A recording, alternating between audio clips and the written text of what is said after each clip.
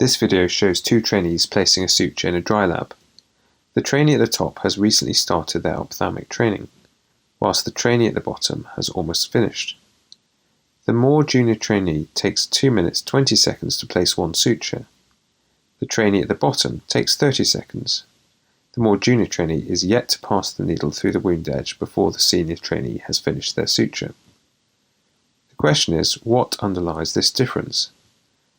Whilst undoubtedly the catch-all term experience explains much of this difference, the reality is that there are specific mistakes that the junior trainee makes. By identifying these and providing instruction right at the beginning of training, it should be possible to speed up acquisition of this skill.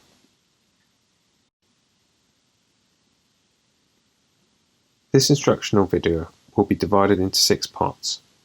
Firstly, picking up and manipulating the needle, passing this needle through the skin. Having done that, pulling the suture through the skin and grabbing the leading suture. Forming a loop and grabbing the trailing suture. Then tying this. We'll also touch on some other tips to make suturing more efficient.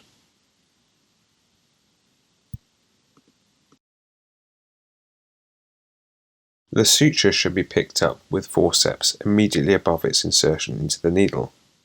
If you pick up the suture too far away, a magnetized needle holder will tend to stick to the needle before you have got the arms of the needle holder around the needle. Another movement will then have to be made to pick up the needle. This wastes precious time.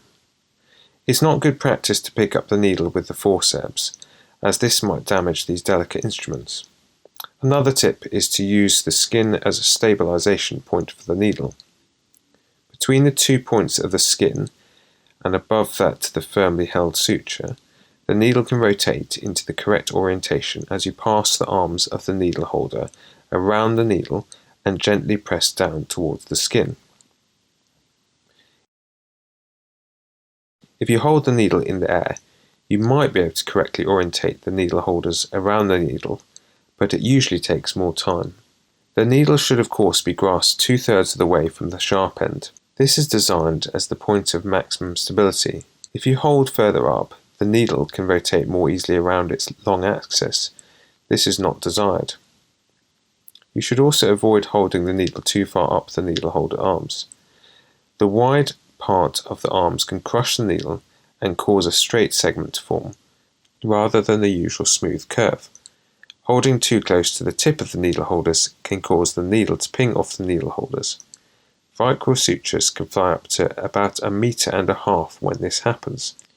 The other useful thing to know how to do is to reposition a needle that is already in the needle holder arms but is not quite at the right angle. The best thing to do is to gently release the pressure on the needle holders and then adjust the position of the needle by pushing sideways on the needle above or below the needle holder arms. Don't be tempted to re-grasp the suture. This is a much less efficient way of doing things.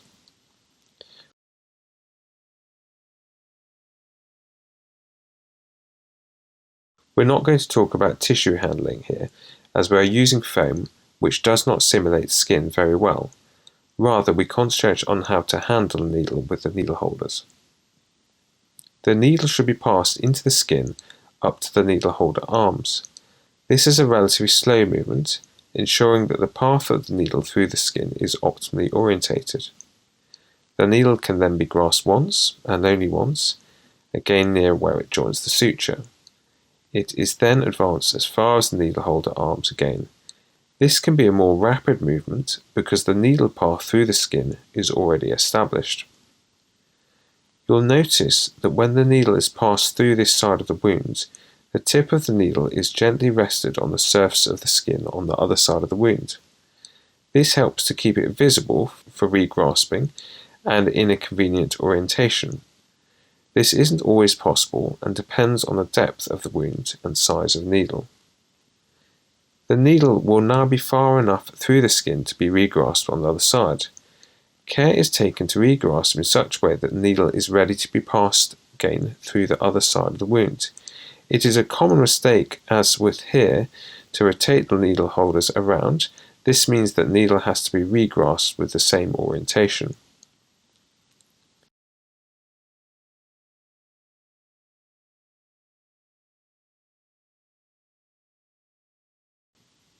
To push the needle through the other side of the skin, the same push-push-pull technique is employed.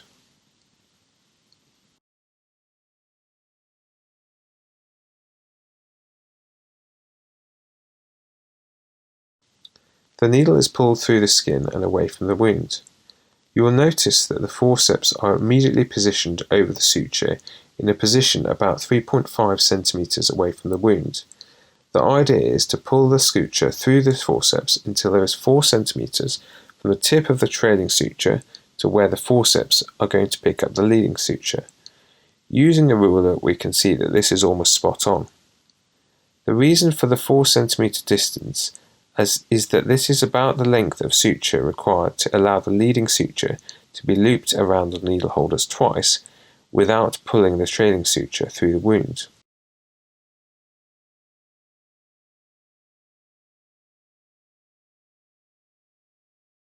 To understand how to reliably form a loop around the needle holders that doesn't fall off, you can use the idea of the piggy in the middle.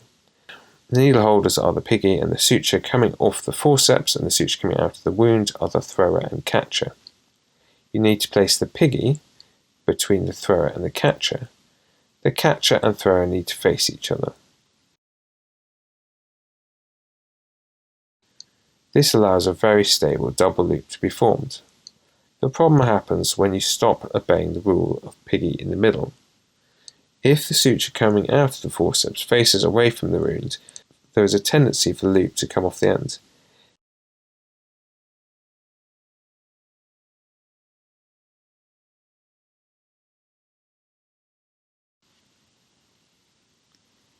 Although the loop forms most securely when you form it to the left of the wound, what you'll find is that there's a bit of a risk of pulling through the trailing suture. So as you get quicker at suturing, you can actually form the loop as you move towards the wound, so that you have less risk of pulling through the suture. You'll also notice that with the left hand, the suture is pulled a bit away from the needle holders.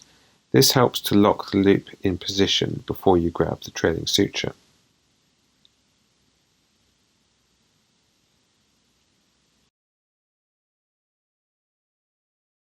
You'll want to pick up the tip of the trailing suture, but sometimes, if this is frayed or difficult to see, it helps to put the arms of the needle holders around the base of the suture where it comes out of the skin, and then move your needle holder arms upwards to grasp nearer the tip.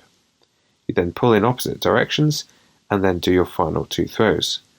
I'm leaving this knot deliberately loose here so you can see something of the knot structure.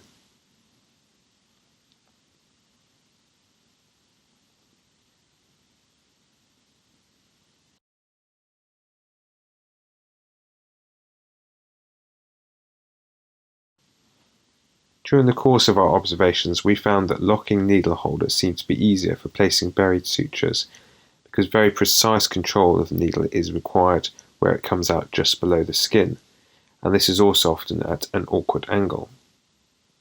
Whilst observing more experienced surgeons, we noticed that they make a point of asking for the needle holders to be cleaned if they start to get dried blood on them.